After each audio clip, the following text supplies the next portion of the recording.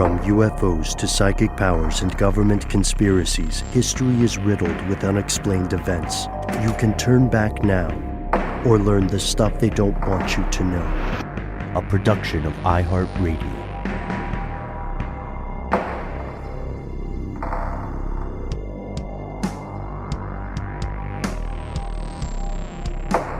Hello, welcome back to the show. My name is Matt. My name is Noel. They call me Ben. We are joined today with our guest super producer, Seth Nicholas Johnson. Most importantly, you are here, and that makes this the stuff they don't want you to know.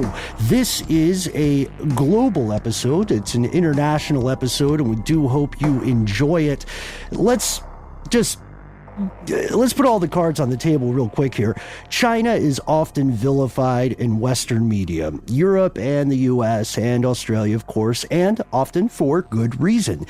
But if you look at the day-to-day lives of most people, we all kind of want the same things, right? And China is a country filled with people just like any other. So most of the day-to-day stuff that happens in China never makes it to the domestic news, much less the international news. Just like here in the States, you don't see a big CNN headline that is like, so-and-so got a parking ticket, so someone in China might get a parking ticket. They might have to go get married or divorced and do the paperwork. For one reason or another, they might also, unfortunately, find themselves in court, and that is where today's episode begins. Guys, I don't want to spoil too much just yet, but I'm thinking we can just nickname this episode Law and Order, China Edition. Bum, bum, bum, can I be Sam Waterston? Is that always? Wasn't he? He was OG Law and Order, right? Mm-hmm. Mm-hmm. Like original series, or I don't know. God knows how many of those there are. Dick Wolf is a madman. You said on a recent episode of Ridiculous History, Ben, something must have happened to him.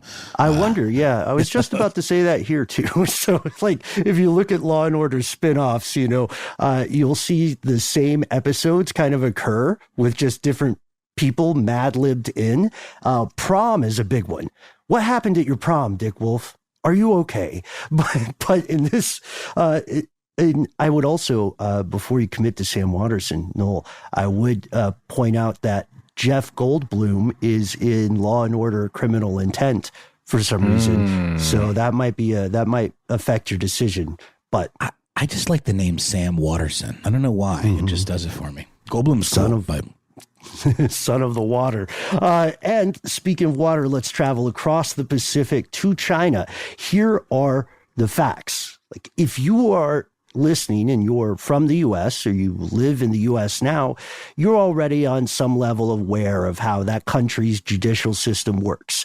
The three branches of U.S. government are, in theory, separate, meaning that the courts are, again, in theory, supposed to be beyond the reach of political theatrics and political parties. And again, we can't say that's theoretical often enough because especially in recent years, the courts have been highly politicized, and the court of public opinion has to, in an inarguable degree, affected judicial decisions.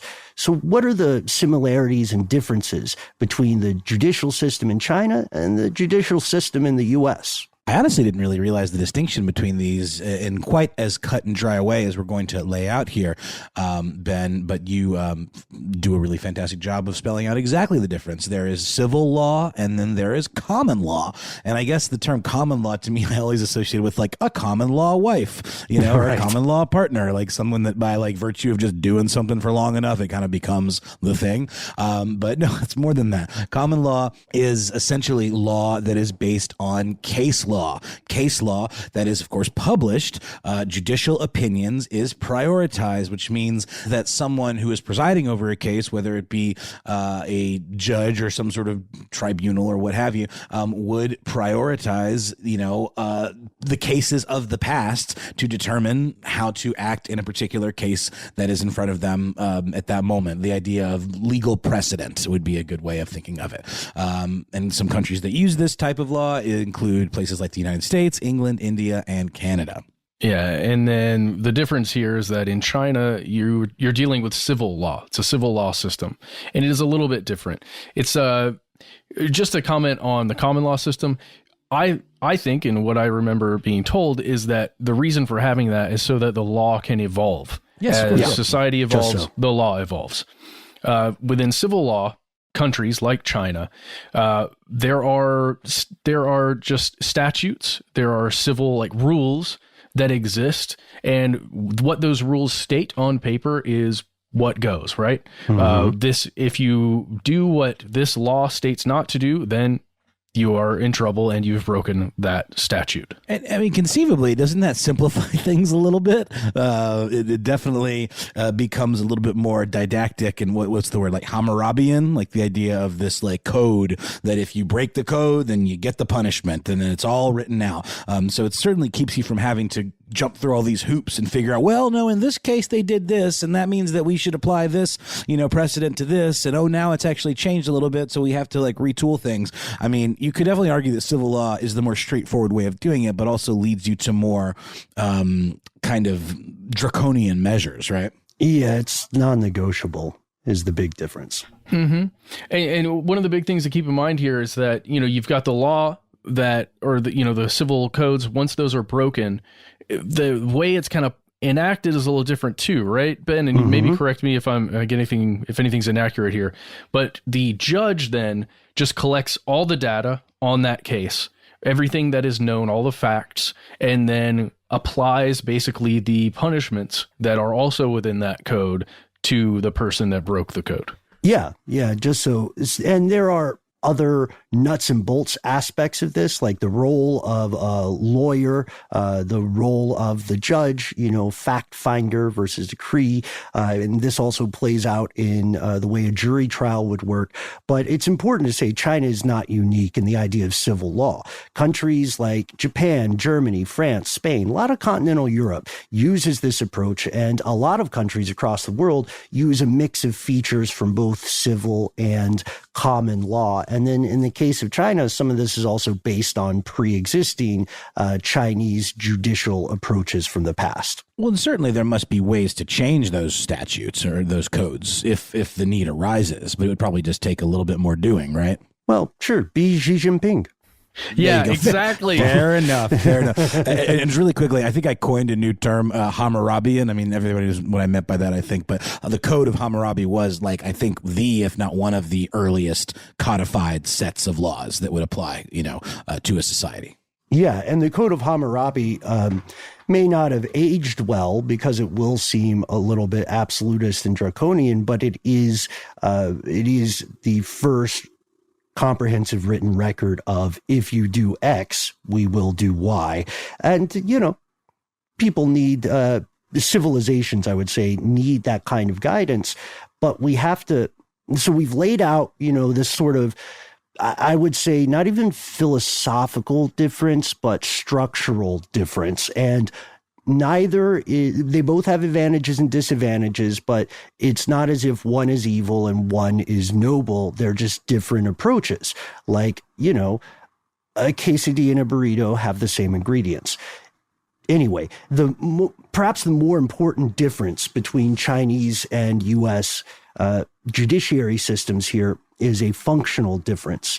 The judicial branch in China, and I hope this isn't a hot take to say this, it isn't really independent, not really, because it's an extension of the government. It has very little separation, meaning that it is part of the ruling political party, the Communist Party of China, that is in charge of the PRC, or People's Republic of China. This might not seem like a big difference for little transgressions. Somebody's littering, somebody has stolen some DVDs, if there are still DVDs around. Those things are kind of apolitical, depending on the content of the DVD.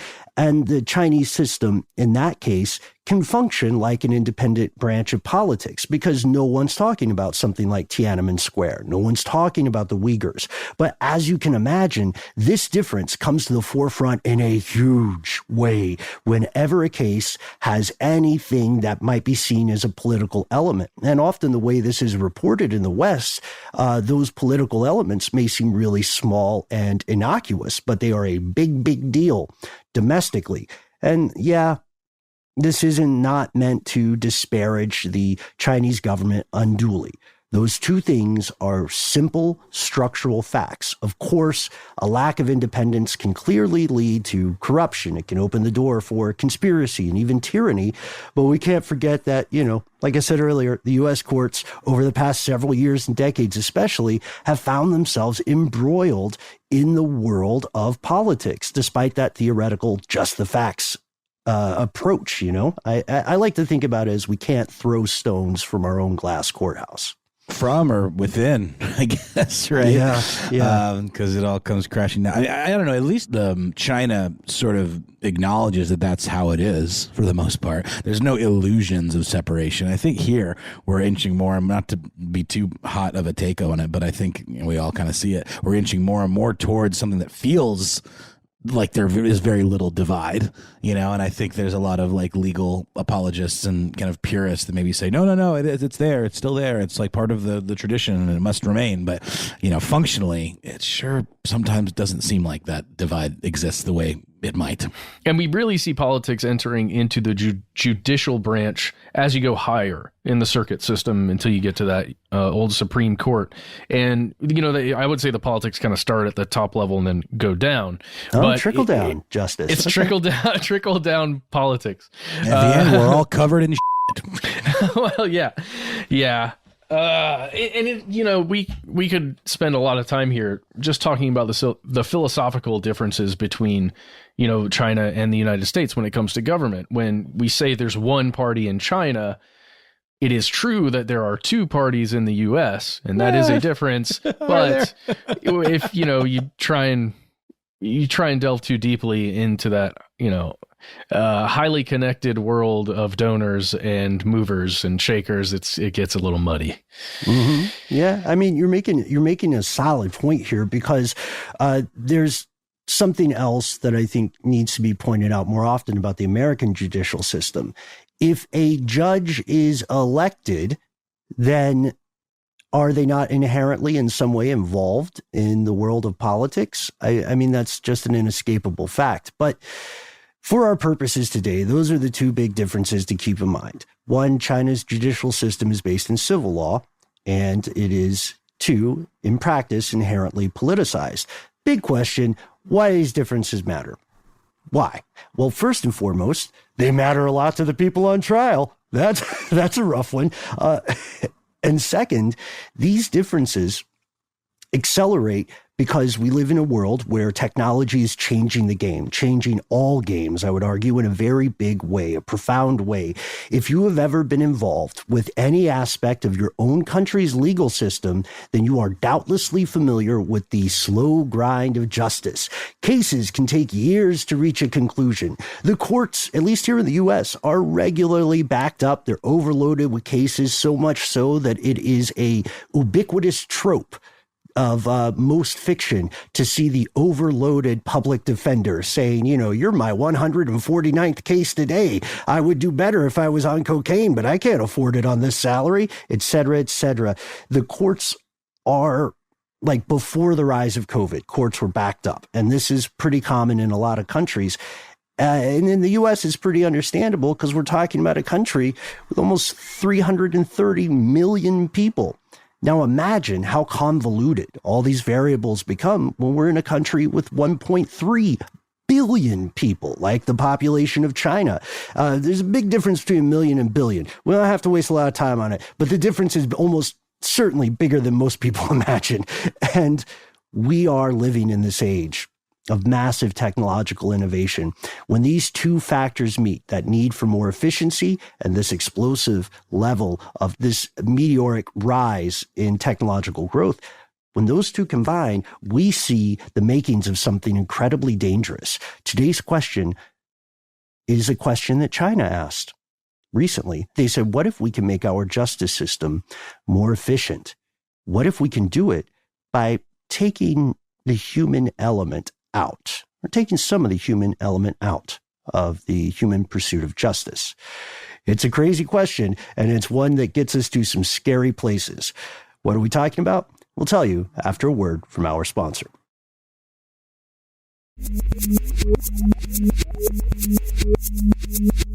Here's where it gets crazy. So, Matt, Noel, Seth, fellow conspiracy realist. Ben. This is one of those, thank you. This is one of those episodes that in the course of research, in the course of digging in, always makes me wonder what's going to go down when we reach customs in China. You know what I mean? I don't think they care because we're not like big political figures. We're not like, what's his name? John Cena having to apologize for calling Taiwan a country. But yeah, are you headed there anytime soon or?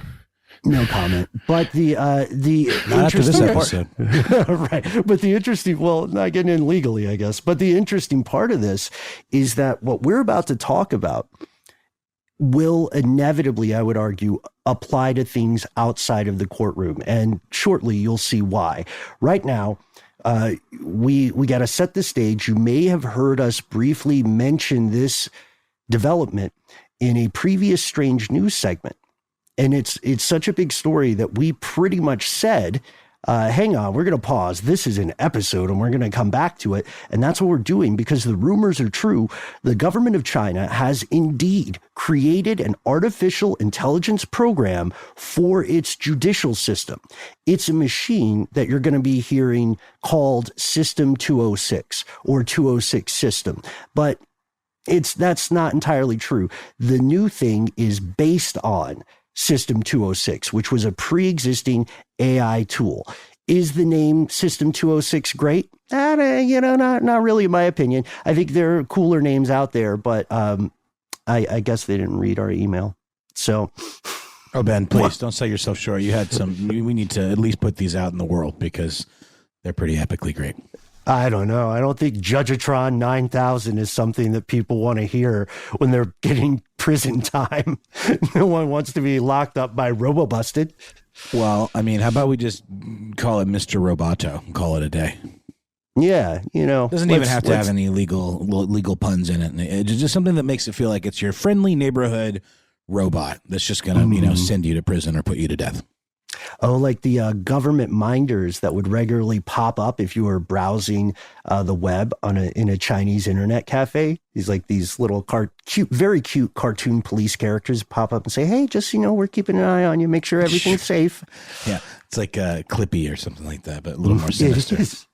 And it's funny, this slight tangent. But one of the things, one of my old professors, a dear friend, pointed out. He's a former Chinese national until he left for the U.S. He said the weirdest thing about those cartoons was that if you looked closely, they had blue eyes. I don't know why that always astounded him. But anyhow, yes, the internet access game in China is very different, and they are leading the charge on AI. I would point out our earlier episode where the various members of the Pentagon and the Western defense establishment said that the U.S. was just not ready at this point, severely outclassed, which is unfortunately true from all indications. Which isn't something that we're used to, right? We're used to being like on the bleeding edge of like all this kind of stuff. So it's for them to admit that openly is got to give them props for the humility on that one. But I mean, when we say that they're leading in AI, it's like across the board. They're using it in all aspects of life. Like we talk about Sesame Credit and things like that. I mean, maybe that's not quite the same, but at the very least, they're using technology with algorithmic and AI components in tons of ways to either streamline processes or what have you. And this one just maybe feels a little bit more less benign. I don't know. Yeah, I don't know, man. Look, I think this and Sesame Credit are going to be having some fun times together when they get fully integrated. Now, I wasn't implying that Sesame Credit is benign. That one's, you're right. These are that's a match made in heaven. But, there certainly are probably more banal ways that China's using AI. But these are two very spooky ones. Also, Sesame Credit is one of the things that System 206 takes into consideration. Mm-hmm. And just for anyone that doesn't remember, Sesame Credit is like essentially a ranking of social status based on things that you do on your record, right? And gives you higher or lower tier access to goods, to services, essentially, and to government things to travel. And it's also it's not just individuals' actions, it's their associations. So if you went to high school with someone who is considered of a lower credit rating, then that can affect you too, even if you don't really kick it with them. But they're building the car while they're driving it. Oh, aren't we all? All right, so I really quickly, I just want to mention the newspaper article, if that's okay, Ben, that I think we were initially alerted to this story from. It's in the South China Morning Post. Title is Chinese Scientists Develop AI Prosecutor that can press its own charges. It's written by Stephen Chen, and it was published on the 26th of December, 2021. You may not be able to find it, or if you do find it, you may not be able to access without paying some money to access that. You can also find it in asia1.com. That's where we located it.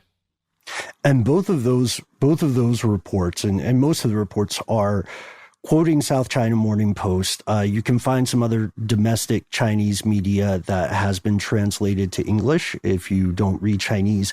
There was a paper published this past December 2021, in a journal called Management Review, which is peer-reviewed, but peer-reviewed domestically. And in this, Professor Shi Yong, who is a director of the Chinese Academy of Sciences Big Data and Knowledge Management Laboratory, broke down the basics of how this AI works. It is a machine. It was built and tested in Shanghai, and it makes sense that it was built and tested in Shanghai because Shanghai has the largest and busiest district prosecution office. For like a very rough comparison, folks, imagine this. If you're familiar with the US, this would be like California, which is the United States' biggest court system. We're talking like 12% of all litigation. Imagine California saying, sheesh, we have to make our lives easier somehow. Cut to the infomercial, but it's the California legal system saying there's got to be a better way. That's what people in Shanghai were thinking as well. Professor Shi argues that this technology could reduce prosecutors' daily workload and let them focus on more difficult tasks that need that human touch. So it's often being framed as not a hard-hitting Law and Order style prosecutor, but as a 24-hour judge's assistant. So very much a Clippy vibe. Can we also just say that the name of the district prosecution office in Shanghai is a delight? It is the Pudong People's Procuratorate? Procuratorate? Yes. Well, I don't know this word. I'm used to like words like protectorate, but like it's like it's something that procures things. I don't know. It's just a very new word for me. I looked up this quite a bit. The procurator is kind of the same as the prosecutor. Yes. Very, very similar. Not exactly the same, but very similar.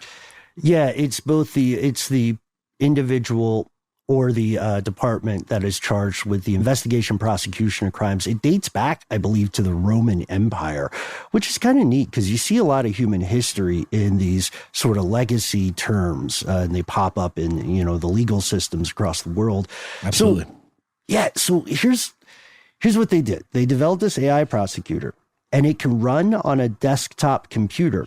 So for each suspect or like each case it is considering, it decides whether or not to press a charge and what kind of charge to press based on 1,000 or so traits obtained from this description text. And most of the traits that it's picking up are things that are too small or too abstract to maybe really stand out to a meat sack prosecutor, a human prosecutor. And this reminds me a lot of the AI that figured out the new way to make an efficient coil gun. Remember that? When it was noticing tiny variables you could change to up the performance of those arms. Yeah, but man, I want to know what the heck they're talking about, because they're basing that on a description that is written by a human who has gathered facts about the case. Mm-hmm. Then this AI is just combing over that written description that a human made to pick out these little things that the other human who didn't It's the little things that count. Yeah. It also kind of goes into the larger conversation about like what AI even means. Like we talked about Ada Lovelace, right, in the past, like when we've discussed AI and her concept of AI isn't possible because a computer can only ever do what the programmer tells it to do. But essentially what we're talking about here is a computer doing what the programmer tells it to do, or at the very least operating under a set of instructions that the programmer tells it to consider. So like it makes me question like what AI means. I don't think it's the same in every case. It's not like this computer has such quote unquote artificial intelligence that it can just automatically dissect, court transcripts without any extra, parameters and just figure out, where the justice lies. It has to have a set of instructions that it's operating from, which are inherently influenced by humans. Right. And this is something we'll talk about a little later, too. One of the big questions is this simply automating a process? For instance, I think that everyone can agree that if you are in a spreadsheet or something or on some kind of platform and you make like a list-wide change, then that's not really AI. You just told it to change everything to 2023 or whatever. I want to talk a little bit about how misreported this story has been in the West, because again, there's a lot of anti-Chinese prejudice in the West. Prosecutors in China were already using System 206 for several years to help figure out how to approach evidence to determine whether or not a suspected criminal was a danger to the public at large. But this was pretty limited. Up to now, all System 206 could do was collate that information, make some indications and recommendations. It could not, quote, this is from the management review paper, could not participate in the decision-making process of filing charges and suggesting sentences. When we talk about sentences, we're not talking about the quick brown fox jumps over the lazy dog. We're talking about prison time. I think we can all agree a lot of people don't want, Judgeatron 9000 to decide whether they get 5 years of hard time. And that's what's happening, because the AI, to be able to suggest sentences, would have to be able to identify and remove information in a case that it deems irrelevant. And then it would also need to process human language in its neural network. This is and it would also be based on the reporting of a human who's writing down facts about the case. Right, for now. And this is where we're at. This is the precipice. And this means that for the first time in human or AI history, there is now a machine that can use these processes to not just put the final stamp on existing charges, but to actually charge people with crimes. And I get the feeling all three of us definitely want to talk about how stuff works. That's one for all our old friends there. This machine was trained. And there's a way a lot of these pieces of tech get trained. It was fed more than 17,000 cases, all distinct separate cases from 2015 up to 2020. And it would capture things like everything from the metadata to ultimately the content of what was happening, the time that something occurred, the place, the region, the people, the individuals, their past behavior, their current behavior, and then would calculate consequences. And so far, it can identify and press charges for Shanghai's 8 most common crimes. And this, we're going to give you the 8 most common crimes. I think they paint an interesting picture of crime and fun times in Shanghai. They're fun, every one of them, but a couple in particular. Mm-hmm. Yeah. Credit card fraud. Okay, that's really common. Running a gambling operation, dangerous driving, intentional injury, obstructing official duties, theft, fraud, and perhaps the most vague and dangerous, quote, picking quarrels and provoking trouble. AKA rabble rousing, being being like what do you call it? Being like an agitator. Is that what we're talking about here? Yeah. A ne'er-do-well? Mm-hmm. Yeah, it could be. I mean, it could be something pretty serious. It could be like serious assault, or it could be like, spreading rumors about the party, right? But but why don't they call it serious assault? Like there's obvious to everybody. There's in this very nature of this charge, it's in the eye of the beholder. I don't know what to call it, but I know what it is when I see it. Right, like the old ruling about pornography in the U.S. I think the serious assault would fall under intentional injury. In a more extreme way, maybe like provoking trouble might be something as simple as passing out Falun Gong literature, which is. Oh, by the way, guys, Shen Yun is back in town. If you want to see that show, in a big way. Have you seen that meme where it's like a Shen Yun billboard on the moon? That one's fun. I have not, but I'm not surprised. It might be a real photo. They're trying to get ahead of a lot of stuff. Their promotion game is on point.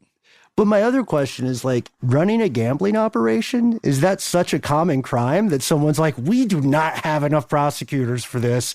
We need a robot. I bet it is, because it's outlawed as a practice, like writ large. Like there's no scenario in which gambling is legal. Am I right? Or is this... Yeah, for me, it's if you multiply the population of the United States by 4, you get China's population. When you've got jurisdiction over that many human beings, I can only imagine that is still a problem. Just with that many human beings around, people like to gamble. Well, yeah, gambling or casino gambling specifically is illegal in mainland China, but it is legal in Macau. And Macau is the world's biggest gambling hub. That's where the richies go when they you always hear about, like, I think that was even a joke in Succession, like Alexander Skarsgård's character, who's like a, Google type dude, like does a tweet about I'm going to Macau. And it implies that he's like got a lot of money coming on the horizon. Oh, yeah. Yeah. Macau or Monaco, right? But Monaco always seemed like the more expensive of the two. I think it was Macau because it was specifically like about gambling. Monaco is more like a vacation destination, right? I mean, I might be wrong. Well, there's a lot of gambling in Monaco too. It's a rich person's paradise is what it's supposed to be. But we'll get to Monaco in a future episode. Tell us if you've got some dirt on there. We'd love to hear it. With this, we know, that we're essentially talking about something based on this pre-existing thing called System 2006. And if you just cast aside all concerns, right, and you just look at it the way you would look at a fancy new car, this new version of System 206 can do some pretty impressive things in real time. Yes, and it really does take you back to the civil law system, right? We said there are rules that if they're broken, there's input and there's output, and it's exacting. It's not an interpretation of some judge. So let's get into it. This thing can transcribe a suspect's testimony at hearings. That's good, right? It can recognize the identity of that person based on conversations in a courtroom. It can transfer large amounts of legal documents, which is good, right? Like take the actual legal documents, turn them into something digitized, mark them up. Now you've got that ready for the prosecutor or for the protectorate. I can't remember. They can also identify defective evidence to avoid wrongful convictions. That's good, right? There's something wrong with this evidence that doesn't match up the way it should be and as it's normally entered. I mean, those are pretty good things, I think. But it doesn't seem like something at the moment that I would trust with, deciding who's going to get charged with something. It just feels like what it was used for in the past. Yeah, exactly. And then this system can also, this is like one of the most sci-fi parts to me, this system can also respond to voice commands. It can display evidence and info on digital screens for different people in a courtroom at a hearing. So it saves time presenting evidence. Some folks, like Ma Changshan, a professor at East China University of Political Science and Law in Shanghai, some folks see it as a vast improvement over the old ways. Ma Changshan points out that, for instance, a suspect might make multiple confessions over some interval of time, and that the AI system could instantly detect contradictions when comparing and contrasting those statements. And the scary thing is, again, the way the West is reporting this is odd in that it's being reported as though this just happened. Some parts of this just happened, but this is only a new chapter in a much longer story. China has been working in this field since at least the mid-2010s. The first public inklings of this technology are surfacing around 2016. And back in January of 2019, the first version of System 206 went into action. It was deployed in Shanghai No. 2 Intermediate People's Court. Like we were saying, this is already a thing, and this is one example of the larger push toward artificial intelligence. And also, I want to say, right now, I want to say thank you to you, Matt, because we did need to hold this and make it an episode. So I think we all picked this up when it first came out, and I don't know about you, but I was surprised that there was much more to the story. This is not like a whiteboard prototype at this point. It is well past that. So people are saying, hey, this is good. It's make people's lives easier. They're even saying, get this, that it'll make a less biased system. But what about the critics? Is this all well and good? Spoiler alert. Nah, not really. We're going to pause for a word from our sponsor, and we'll return to explore some of the criticism of this new system, which I think some of our fellow conspiracy realists are already talking about out loud to themselves, quite possibly.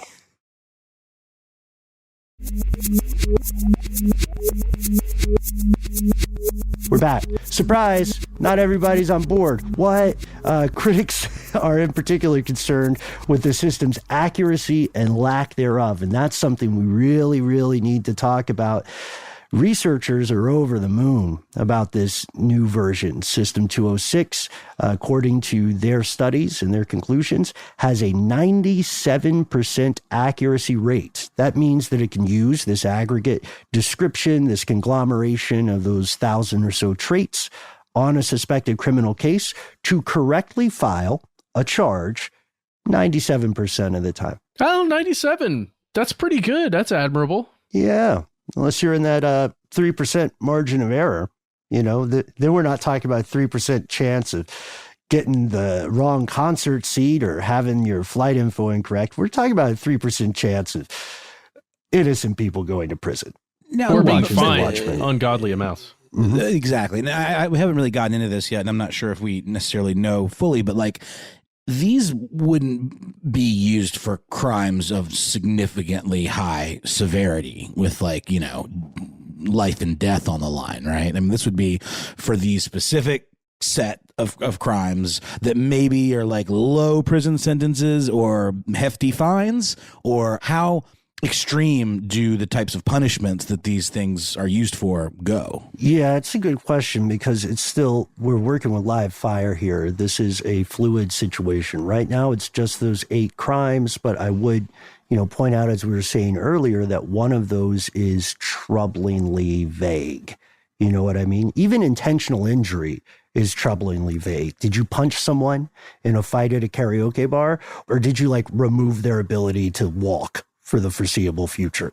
They're two different things. But at this point, the most dangerous thing is figuring out what the punishment would be for, promoting dissent or picking quarrels and causing trouble. That's right. Because that's the thing. I mean, I think a lot of the critics argue that this could be, I think the word that I've seen is weaponized by the government, where it can be used to pick out malcontents based on, or enemies of the state based on this very draconian set of conditions. But then again, is this that much different than the way the government already does it with a bureaucracy that size? And is the margin of error higher or lower for the AI versus the actual overworked bureaucrats? That's the difficult question, because there's not a lot of transparency in that regard. It's sort of like how the Japanese police have an incredibly high clearance rate on crimes, higher than the U.S. has ever gotten to,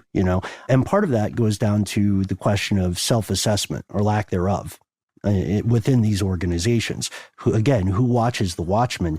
In the South China Morning Post article that you mentioned earlier, Matt, as well as in some other articles I have found digging into this, there's something really telling that happens. There is a prosecutor who levels some criticism about this. This prosecutor is based in Shanghai. This prosecutor is chosen to do their best to remain anonymous, which I think also gives you some insight into the fear that people have about speaking out around this thing. The prosecutor said the issue's sensitive. They don't want to talk about it they want to talk about it on record. But they pointed out something I think a lot of us have been thinking about, which is this. The accuracy of 97% may be high from a technological point of view, but there'll always be a chance of a mistake. And so this prosecutor said, who takes responsibility when that happens? Is it the prosecutor? Is it the machine? Is it the person who designed the algorithm? It's like the question of whether or not an AI can have its own patent. But it's a dangerous, important question because I don't know about you guys, but I don't think anybody's going to be able to really address that until the legal rubber hits the road, which would mean that several things have to happen. Our if then in that case is someone is wrongfully convicted. They win that terrible, brutal lottery, and they're one of the 3%. Right? They didn't actually intentionally injure somebody. They weren't quarreling or raising trouble. But they're wrongfully convicted. They're going to jail or they're paying some massive fine, like you said, Matt. The next if then is they would have to be able to somehow fight back in court. And that's kind of difficult, right? How do you do that? How do you get representation there? So it's going to be a while before someone can answer that anonymous prosecutor's question. Also, the prosecutor says, if we have, I want to ask you guys this. I want to ask if you think, based on the fact that we don't know anything about this person, do you think there's ego at play here when the prosecutor says direct involvement of AI in decision-making can affect the autonomy of human prosecutors? This person said, most prosecutors don't want computer scientists meddling in our legal judgments. Where do you think that's coming from? Fear for their job security? Ooh. Sure. I mean, that's got to be at play here to some extent, right?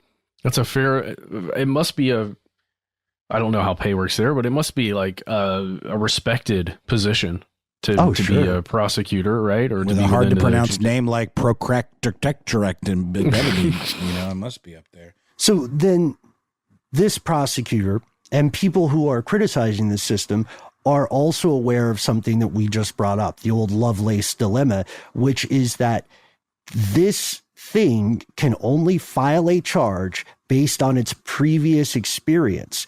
It can't foresee a public reaction to a case in a fluid, social, human populated environment. And so the prosecutor concludes AI might help us detect mistakes, but it cannot replace humans in making a decision. So yeah, I think most people can agree with that now, but why all the hubbub? Like, why all the hubbot, I guess? Like, that's not worth it, thank you. But I mean, we talked about at the top of the show how overloaded every, court system in the frickin' universe is just by the nature of what it is, and how many people it touches, in a society. Do you think that in a perfect world, this could just take some of the lower level cases off of these, high level officials or these, lawyers, since I can't pronounce that word, and actually free them up to do the kind of casework that really does require more nuance and intellect and human touch? I don't necessarily think this is a job killer in the way that it's being pitched, but the way that it's being pitched could also be bull. I mean, in a perfect world, yeah, that'd be awesome, right? That would free up a lot of people. But we do need to talk about why people are up in arms about this. And I would say at the top, I don't know if we'll all agree, but I think some of the reasons and concerns are much more valid than others. Like, first, yes, there is a lot of prejudice against China, especially in the West. It's a dystopian AI prosecutor is perfect red meat. It's the perfect juice for the anti-China crowd. And that's intensely problematic. So this system is, again, it's making determinations based on past information, which is honestly also a thing that humans do all the time. It's regurgitating what it's been fed, and it's been fed as much as possible, but there are big questions about who decides what info to give it and how does that shape its decision. And that's a question people can't answer. And it's not. No, it's not. It might be transparent in terms of the type of information, but the public's not going to know a lot of that. That's why I keep bringing up that there's human element before the AI gets involved. So like, in each individual case, what it's being fed is based upon how well someone performs their duties, right? Each time, each iteration. And the thought is you do that enough times that it can have the best view over a wide, number of cases as possible. Right. But like it's still, there's still error. Teach an autonomous car to drive. It reminds me of, I don't remember exactly the case, but there was a city government that was using, either a city government or a corporation or a group of corporations that was using AI to sift through job applications. And the AI inherently was sexist and maybe a little racist because it was using legacy information from back when people were maybe more racist and sexist to determine what types of, applicants would rise to the top. And they weren't basing it on race or sex necessarily directly, but there are all these sub factors that would figure in based on the legacy data that the systems were fed. So it showed this inherent bias based on the type of data that it was being fed, in the same way that the outcome of whatever cases were chosen to be fed to this system would absolutely affect the outcome. Well, yeah, that's the thing. I mean, I put this in because I think it's one of the most important parts of the conversation about any conversation in AI or this sort of automation. I'm glad we've anticipated it before we got to it in the show, because AI can, yes, regularly outperform human minds in multiple fields, but it is still very much built by humans. And as such, I would argue that means it inherently remains vulnerable to human bias. Think about the problems that occur in other automated systems like facial recognition in the field of law enforcement. There is absolutely no reason that this version of System 206 should be considered any exception to the rule.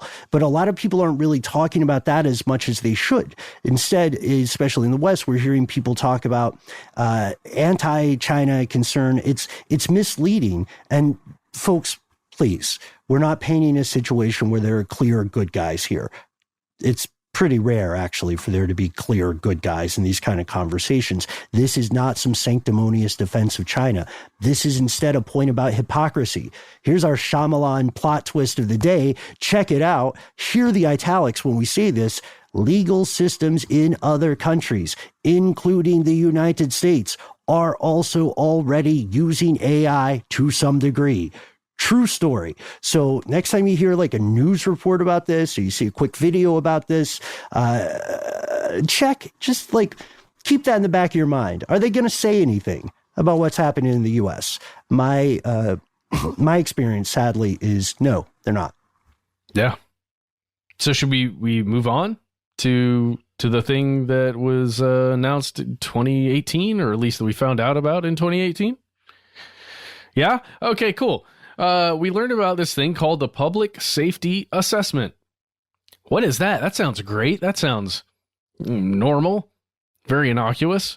Sure, well, it's a pass. This is a software tool developed by Laura and John Arnold. It's their foundation, the Laura and John Arnold Foundation. This is based in Texas.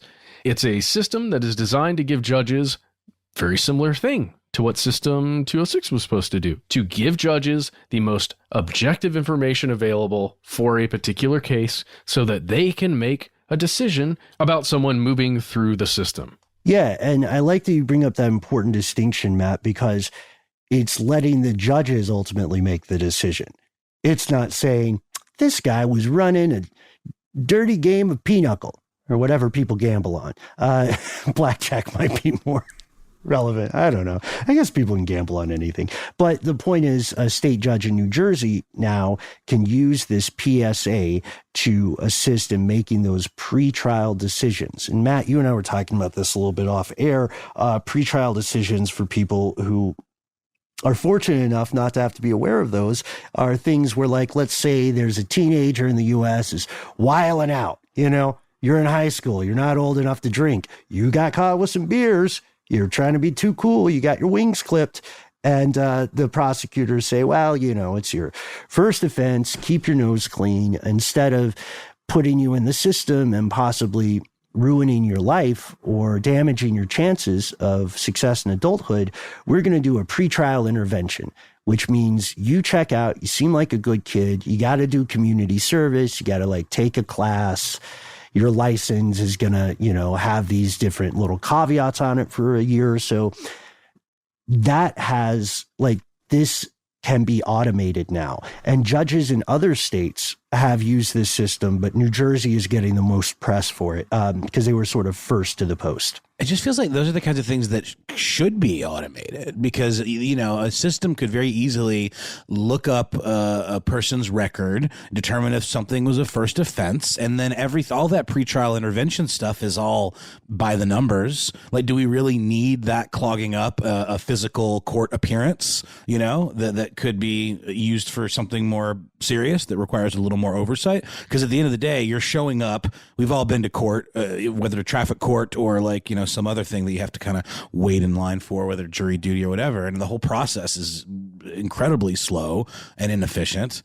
As efficient as they try to make it, wouldn't it free up some things theoretically if they just got rid of all of those physical appearances and just had a system say, oh, you, the first offense, here's your thing. Click the link, do the thing, pay the thing. You're good. You don't have to show up. I feel like it makes sense. And I'm with you there to an extent. There's other things, though, like the setting of bail. How much should, you know, somebody have to pay to not go to jail while they await their trial? How much is someone a flight risk? I mean, maybe you can assess that objectively through an AI system, but I feel like, again, it's a whole weird thing anyway.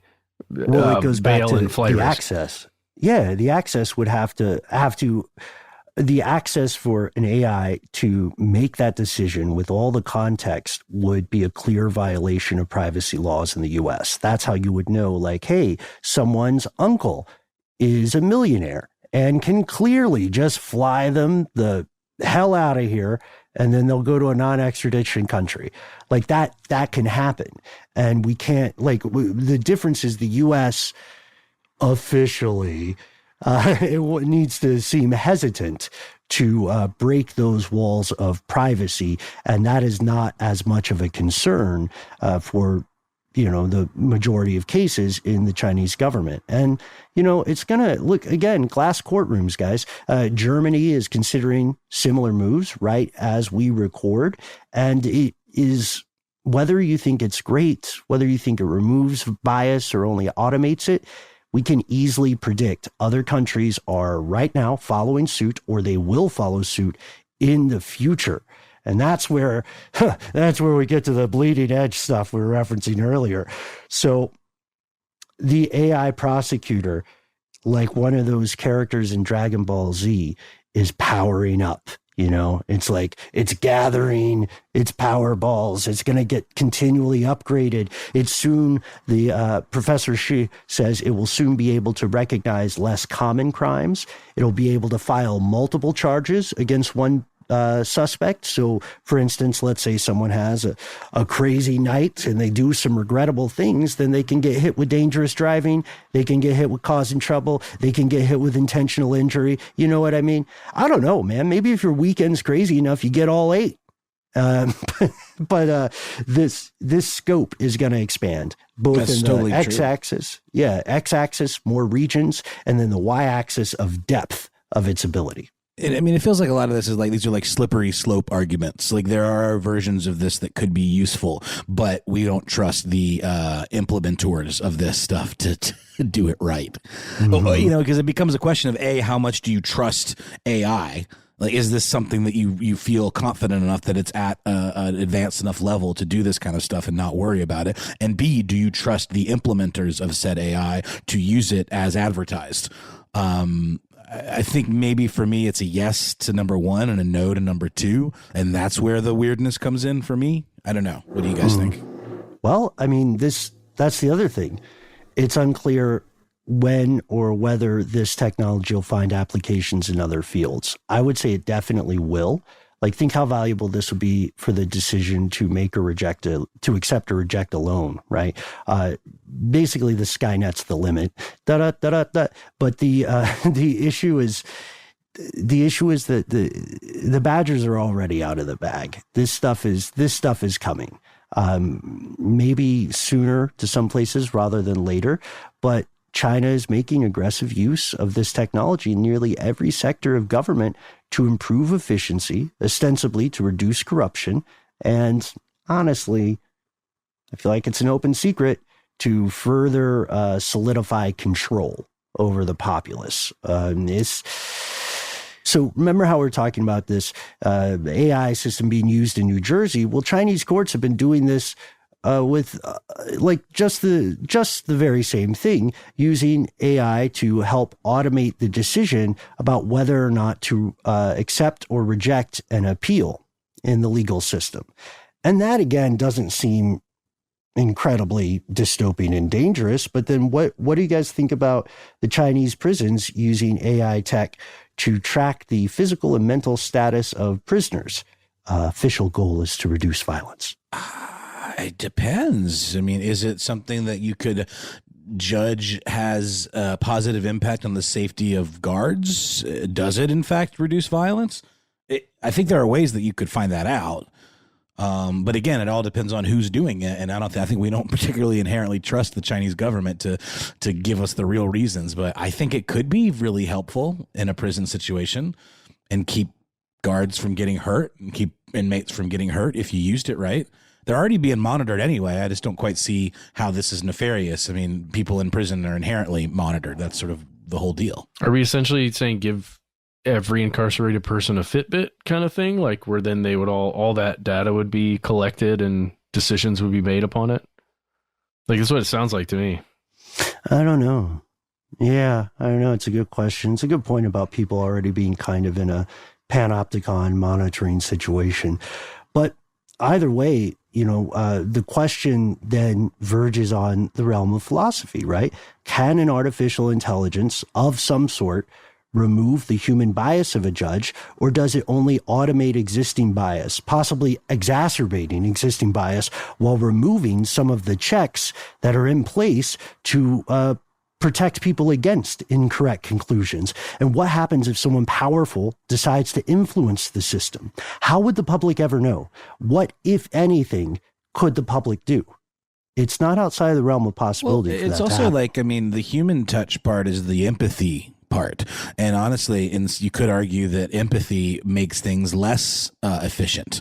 Whenever we see like dystopian future AI Skynet type situations or like RoboCop, it takes empathy out of the equation and judges things exclusively on this like data set rather than like, oh, this kid had a bad day and maybe I'm going to inject this proceeding with a little bit of human empathy.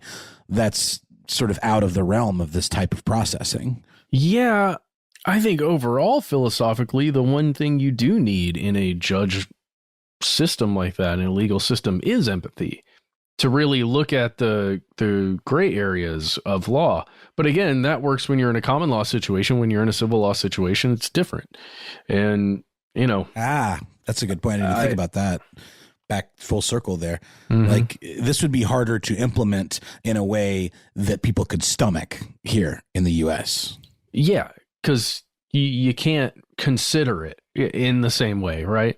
That's what our system's all about. A judge fully considering what's happened in the past around a case like this and the exact aspects of the current case. How are those things different? How's the social setting different and the mores that are existing right now and just how people generally feel about things, what's right and what's wrong? Then they make that decision, and then that decision gets used down the road. So I don't know. I hate to say it, guys. In a civil law system like this, it almost makes complete sense to me that you would run with this. Right, because the judges are checking facts and connecting the facts to codified punishments. Yeah, that's possible. But the question is, what makes the what has the best chance of attaining the most accuracy while minimizing, if not erasing, the existence of bias? And those are very difficult questions to answer. But right now we can say that this is open to corruption. It really does depend upon the origin point of the information it's being fed. It depends on, like the thing about having to find facts and then just go immediately to a codified consequence is that we have to ask about the bias of the people who wrote those codes of law, who wrote those statutes first. So it's deeper than just whomever programs System 206. And that's where we leave it for you folks. What do you think? Is this trend of automating justice inevitable? Is it overall a good or bad direction? And how do you see it playing out in the future? We'd love to hear your thoughts. We try to be easy to find online. Oh, the internet. We're all over the thing. You can find us under the handle @Conspiracy Stuff on YouTube, Twitter, Facebook, or we also have a really cool Facebook group called Here's Where It Gets Crazy that you can join. If you're more of an Instagram type, you can find us @Conspiracy Stuff Show. Yes, you can also give us a call. Our number is 1-833-STDWYTK. When you call in, give yourself a cool nickname, and you've got 3 minutes. Tell us whatever you'd like. We do ask that you leave one message at a time if you can. Just cuts down on the three of us and the time we spend going through voicemails. Just a little bit. We do appreciate that very, very much. Now, if you've got more to say than can fit into that 3 minutes, you can instead send us a good old-fashioned email. We are conspiracy@iHeartRadio.com.